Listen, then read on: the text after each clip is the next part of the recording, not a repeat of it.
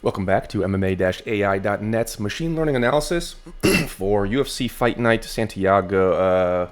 Who is this? This is Corey Sandhagen versus Figueiredo is the main event. Okay, so always remember you can check my Patreon to see exactly which picks I'm going to be betting on. I'm actually only betting on, I think, 3 of these fights. At the time that I made the bets, about a week ago, the positive expected value fights were Gaston Bolanos and Santiago Ponzinibbio. So those are the 2 safest bets. I'm also going to throw in Thomas Petersen just because the AI odds and the Vegas odds were about aligned. So I'm going to make some 2-leg and 3-leg parlays amongst those and then bet single fights on all 3 of those as well. That is, again, Thomas Petersen, Gaston Bolanos, and Santiago Ponzinibbio. Okay, no one really cares about fight nights that often, I can tell from the site traffic, so I'm just going to go through these pretty quickly.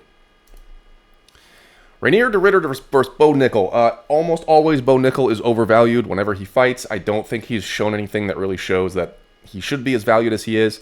Now, in this case, we actually see something funny. We see that Reinier de Ridder's wrestling in the group stats shows stronger than Bo Nickal. We know that Bo Nickal is a better wrestler than Reinier de Ridder.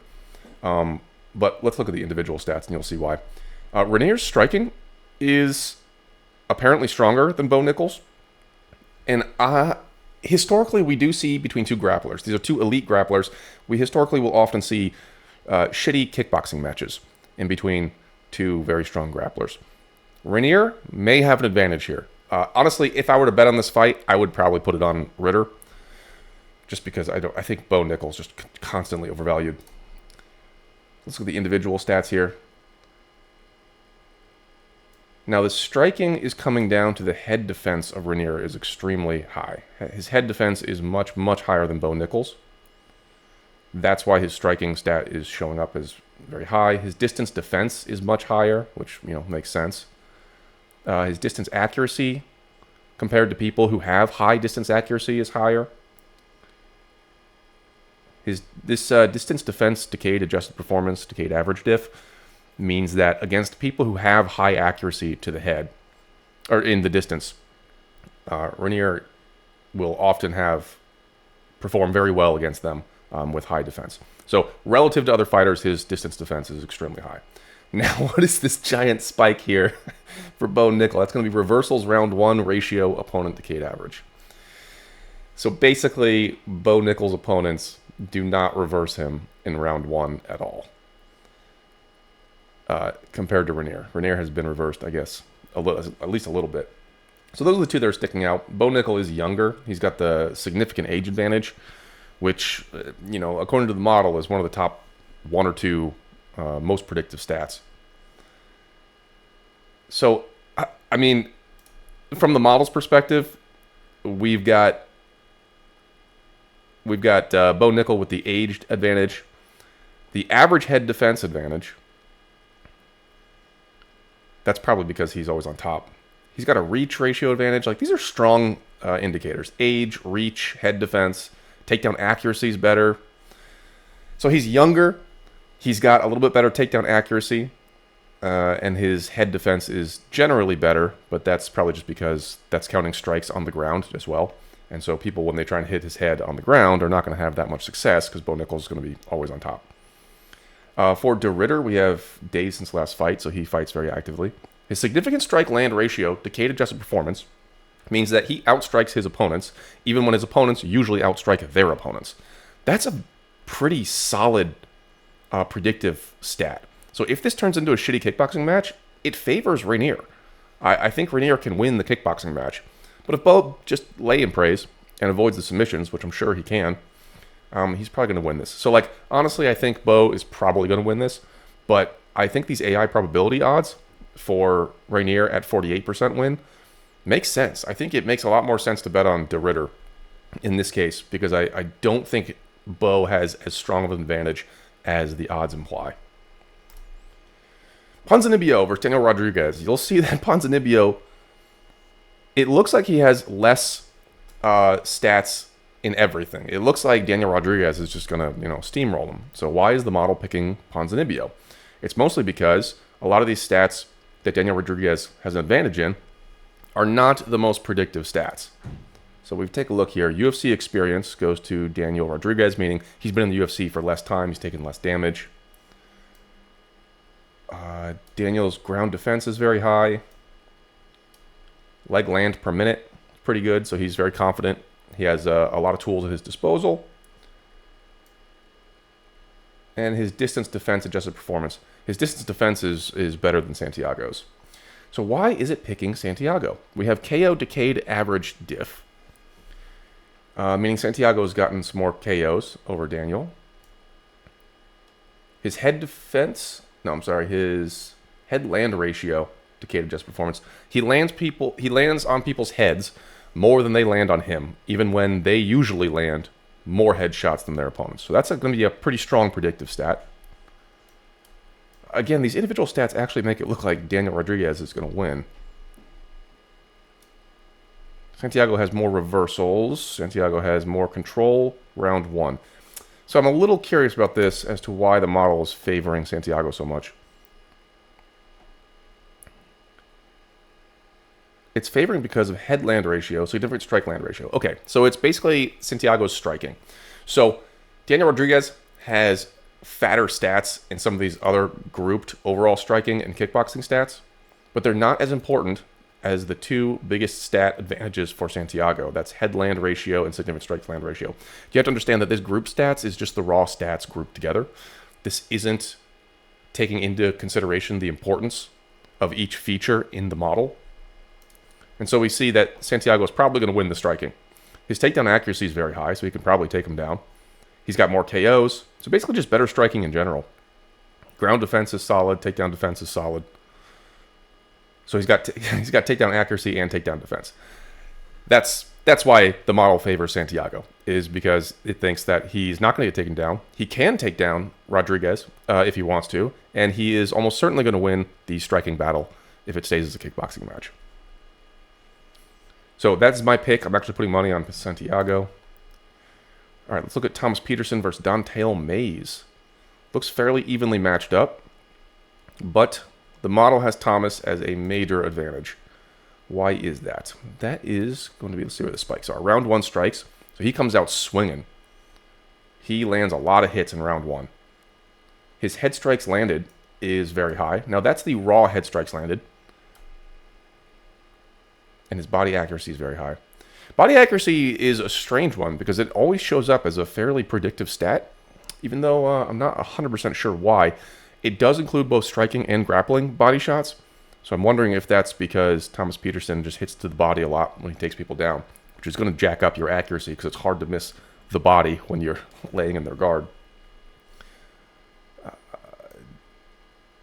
Distance accuracy. Thomas Petersen has much better distance accuracy. That's interesting. Leg land per minute. Right, so Thomas Petersen comes out and he throws a lot of strikes. And he also doesn't mind throwing leg kicks, which means he's not that scared of getting taken down. And it also means that he's confident that he has a large toolbox to work from. Round 1 control time. Okay, so he comes out swinging and he comes out taking you down very quickly. And sub-attempts per minute, opponent decayed average. Thomas Petersen's opponents do not attempt many sub-attempts on him. So when he takes him down, which we can see he takes people down in round 1 quite often, his opponents just don't get a chance to get submissions off. That means his submission defense is probably quite high. So Thomas Petersen's probably not going to be getting submitted. He is younger, it looks like. Yep, he's got the age advantage pretty significantly. So he's probably not going to get as tired. Body accuracy. Those are the big ones. Now, Don'Tale has good takedown accuracy, or ground defense, which he's going to need if Thomas Petersen comes out and just controls him in round 1. Don'Tale has a major reach advantage. That's a pretty significant stat. However, Thomas Petersen can always negate that by just taking him down pretty quickly. And Don'Tale has been knocked out more, but Don'Tale also gets more KOs. So it's interesting. So Don'Tale's win path here is probably to keep this standing and to go for that one giant hit. He's just weather the storm of Thomas Petersen in round 1. Thomas Petersen's probably going to come out swinging very quickly in round 1. If he can weather that storm, then he may be able to get the KO or just find the opportunity for the KO off of a counter shot using that long reach advantage. But the model basically dramatically favors Thomas Petersen here. His body accuracy is so much higher. So that kind of implies that Thomas Petersen, he likes leg kicks, he likes body kicks, he likes body shots. He's going to be coming at Dante with a whole different range of strikes that is going to keep him guessing. Control round 1 per minute is obviously, it's actually a surprisingly predictive stat, because it means that someone knows what their strength is and they go for that strength very quickly. Now, those two combined actually imply that his body accuracy is very high because he's going to the body when he's on the ground. When he's on top of his opponent, he's hitting the body a lot to really soften him up.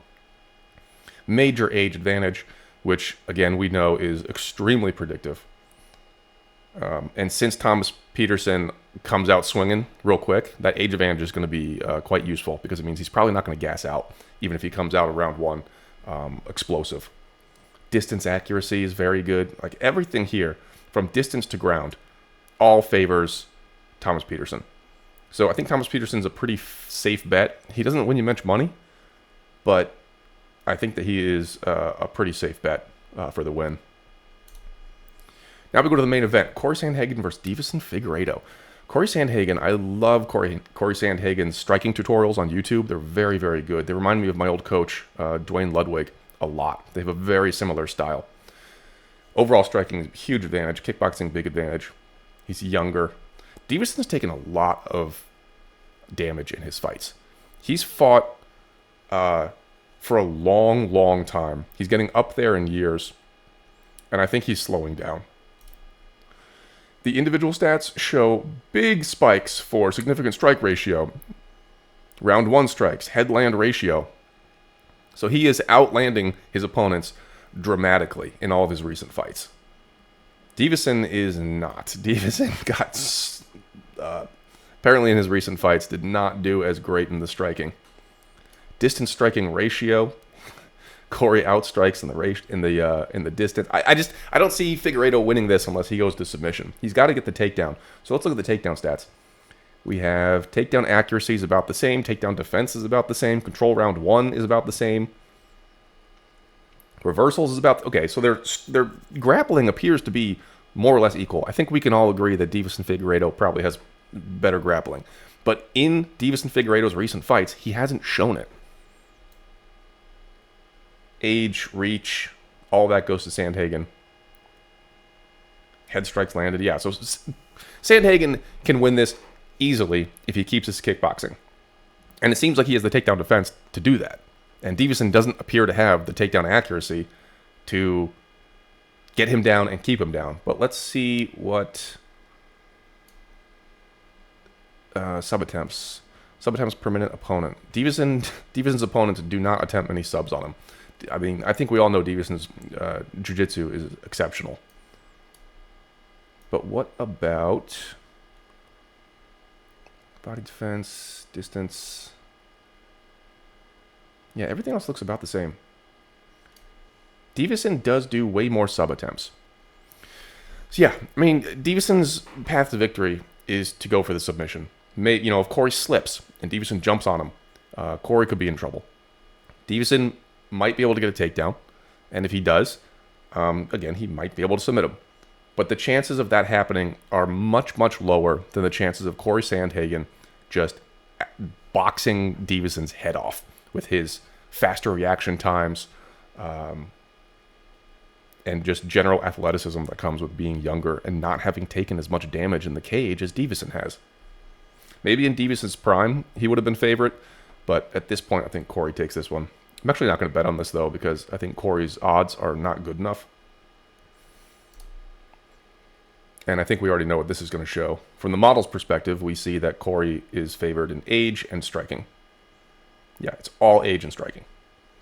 And Deveson's advantage is the submissions. He has to figure out a way to get this to the ground and get a submission to win this. Otherwise, he's just not going to win. All right, Gaston Bolanos versus Quang Lee. Gaston has a massive gap in basically everything except for age. This one was a positive expected value. I am betting on Gaston Bolanos. And wow. So you tend to see these big spikes when the fighters don't have that many fights in the UFC, and so there's less data to compare against. But we see significant striking ratio for Gaston. We see distance accuracy for Gaston. We see ground leg land per minute is enormous. Quang Lee apparently just doesn't even like throw leg kicks. Gaston is very comfortable with all of his weapons. He's got very high takedown accuracy, very high takedown defense, relative speaking to Quang. And his reversals round one. Nobody reverses Gaston Bolanos in round one, but apparently lots of people will reverse Quang Lee in round one. And then Gaston's win ratio is better than Quang's, meaning he's won his last several fights. I think Quang might be on the way out of the UFC, but according to this stat, if he loses this one. From the model's perspective, here's what's important. The win ratio. Gaston is just, he's been winning a lot more than Quang has recently. Significant strike land ratio. This is like the second or first most important stat, predictively. And it swings heavily in Gaston's favor. So Gaston's probably going to win the striking contest, including the ground strikes. He's got the age advantage, so he's going to be a little bit faster reaction times, a little more athletic. Distance accuracy, he's very accurate on the feet. And his head defense. Head defense means that he really doesn't get taken down that often, because that's when head accuracy starts getting jacked up, is when fighters take their opponent down a lot, and it's much easier to hit them in the head accurately once they're on the ground. So if your head defense is high, it usually means that both your your kickboxing head defense is high, but also it means you don't get taken down and punched in the head from the bottom position a lot. Quang has takedown accuracy decayed average. In his recent fights, he actually has shown quite accurate takedown accuracy. Let me see what that was over here.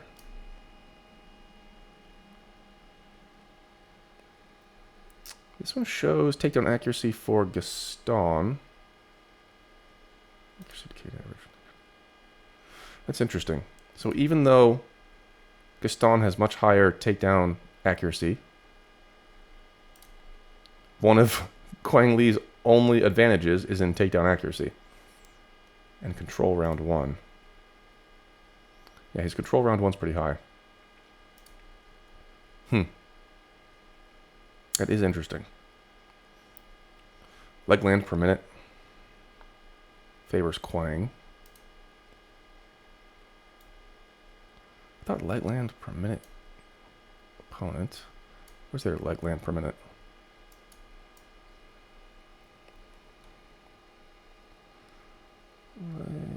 That's the only one. So why is this one? This favors Gaston. But this is showing Quang Lee. And body defense.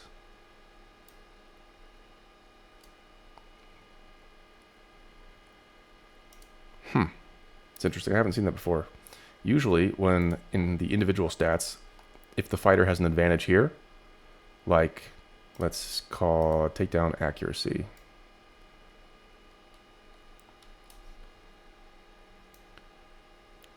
Takedown accuracy. Usually when you see this, a gap for Gaston here, usually that means that it won't show up for the opponent as favoring the opponent. Kind of interesting. I'll have to look into that. Not sure why the model thinks that it has a favorite, that takedown accuracy favors Quang. Because we do see a negative value there. Oh, I see. It's because it's the least negative value that Quang has that's important to the model. You see it says minus 0.029. So even though the model understands that Gaston has an advantage in takedown accuracy, it still thinks that's one of the most reliable indicators that Quang is going to win, is because he doesn't have a massive negative value here.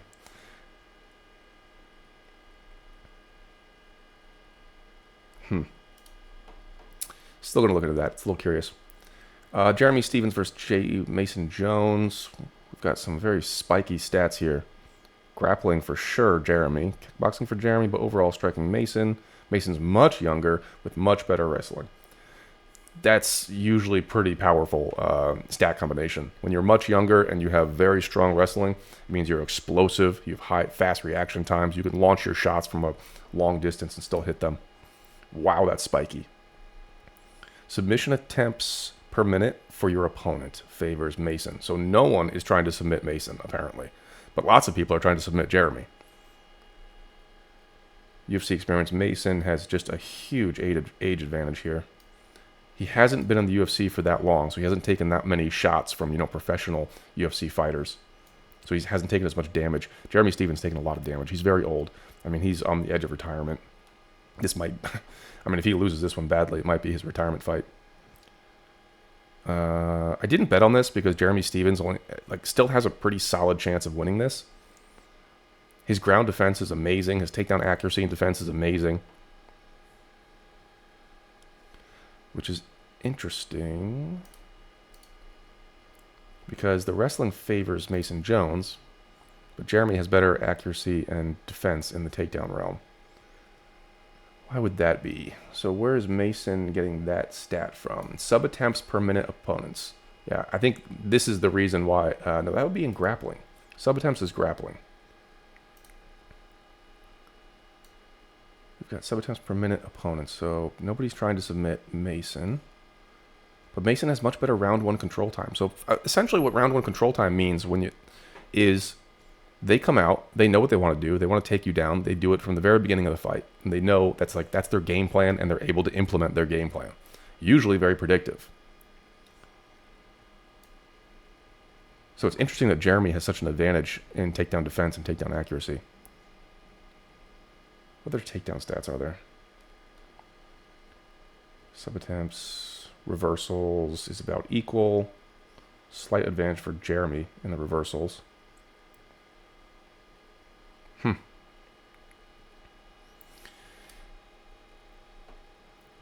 So I don't think these group stats is quite as informative as the individual stats, just because of these giant spikes that you see in the individual stats, like sub-attempts per minute. So Jeremy Stephens has done pretty good in takedown defense and takedown accuracy, but Mason has been very effective in his takedown. So even if his takedown accuracy is low, he gets high round run control time, meaning he may shoot 4 shots and only get 1 of them, but when he gets that takedown, he keeps you down, which I generally find to be a better predictive stat than just takedown accuracy and takedown defense. Takedown accuracy and takedown defense actually aren't crazy predictive because they don't really tell you what they do once they get the person down, or if the takedown defense was useful in any way. Like if you're getting beaten up on the feet and the guy shoots a takedown and you defend it, and then you get beaten up on the feet again, you're losing the fight still. So why does the model think that Mason's going to win? Age. He lands more raw headshots per fight. Age. Head defense. His kickboxing in the distance is a little bit better for Mason. His body defense is pretty good. And then the control, takedown accuracy, and sub-attempts per minute. So it's age. It's age, and he punches people in the head a lot. That's why the model thinks that Mason's going to win. But Jeremy's win probability is still 46%. That's quite high. Now, granted, the model's calibration is not great, especially in that 50 to 65% range. But it's very good at predicting who's going to win. So I didn't bet on Mason because I think Jeremy's chance of winning against a wrestler, and Jeremy's wrestling is very good, is still also, his chances of winning are still pretty good. Like, we know that he's got that veteran wiliness. He might be able to just stuff the takedowns and just kind of, grind out a decision victory somehow. I don't really see Jeremy submitting Mason. Jeremy might be able to knock him out, maybe. But Mason's head defense is pretty good. And his distance defense is pretty good too. So I don't really see Jeremy winning by submission or by knockout. I could see him grinding out a victory just because of his cardio. His cardio is very good. Mason might come out explosive in round 1, which we see from his round 1 control times are very high. He might come out explosive in round 1 and then start gassing, and Jeremy could take a decision. But realistically, Mason has an advantage both standing and on the ground. The only thing he may not have an advantage of that we don't measure very well is cardio. And we know Jeremy has good cardio even though he's old. Generally, age is like a kind of a proxy measurement for cardio, because if you're younger, you're generally not going to get tired as quickly. But we know that Jeremy, even in his old age, has very good cardio. So Jeremy's path to victory is probably decision. Mason's path to victory is also probably decision. Although, given the age difference, I think Mason is going to be able to react to Jeremy much faster than Jeremy can react to Mason. So not betting on that, but I think it's pretty fair to say Mason's probably going to win that. All right, last is Montel Jackson versus Daniel Marcos. Looks pretty even, except Montel Jackson's wrestling's pretty good. Let's see what the individuals. Very spiky again. Sub attempts per minute opponent. No one is trying to submit Daniel Marcos. A lot of people trying to submit Montel, apparently. Distance defense, decade adjusted performance. Wow. Montel Jackson's distance defense is way higher than Daniel Marcos's. So Montel Jackson has a big advantage in the kickboxing. But what about like total striking? Let's look at significant strikes. Where the hell is that? Significant striking ratio. Montel Jackson has a significant striking ratio overall, in addition to that distance striking ratio. Distance defense. Montel has the reach. Wow, so Montel Jackson can beat the brakes off of Daniel Marcos on the feet, is what it looks like. He also has better takedown defense. Accuracy is about the same, but his takedown defense is good. So if he's a good kickboxer and he's got good takedown defense compared to Daniel Marcos, he's probably going to have a good time keeping this standing. His round one control, when he wants to take the fight to the ground, and that's his game plan against his opponent, he's able to do that. So he's able to implement that game plan of getting people down if he wants them to. And what about KOs? Montel Jackson has more KOs than Daniel Marcos, which makes sense because we're seeing a significant striking advantage for Montel. I don't see a lot for Daniel Marcos here. Head strikes landed total. So Daniel Marcos has been in long fights. Head strikes landed is the total amount of head strikes in his recent fights, which means that he's going to decision. Daniel Marcos is going to decision a lot. He's not getting those KOs or subs. Montel Jackson, meanwhile, is getting lots of strikes in the ratio department, meaning he outstrikes his opponent rather than just going for raw strikes, and he gets more KOs. So he's a little more effective in his striking is what that tells me. Daniel Marcos has fought more recently, but he's also been in the UFC for less time, so he's taken less damage overall. Round one strikes goes to Daniel Marcos. So Daniel Marcos does come out swinging, but that's not going to be good against Montel Jackson. If Montel Jackson's a better striker and Daniel Marcos comes out swinging lots of strikes, that leaves a lot of opportunities for counter strikes from a better kickboxer like Montel Jackson. All right, from the model's perspective, we've got reach is a huge advantage for Montel Jackson. That's going to make his kickboxing much more effective. His significant strike-land ratio is much higher, meaning he outstrikes guys that usually outstrike their opponents, and his leg land per minute is very high. So he's very comfortable on the feet, very, very comfortable with all his tool set, and a slight age advantage. Yeah, everything here favors Montel. Montel is, I think, a pretty good bet here. Daniel Marcos does have better distance defense, but I don't think that matters when Montel has just better overall kickboxing and reach, and he, throws a wider array of strikes at a faster pace. So I think this is very fair for Montel Jackson to probably win this. I do like him. I don't remember if I bet him. What did I say at the beginning? I forget. But it looks like he's actually probably a pretty good bet. Let me check. Yeah, no, so I just did Ponzinibbio, Gaston, and Thomas Petersen. I did not do Montel because Montel's odds were too high. I think it's fair to say that he's going to win. If you want to bet on Montel, I don't think that's a bad bet. It's not a huge gap. But it just wasn't quite close enough for me to bet on that one. So that about wraps it up. I will see you next time.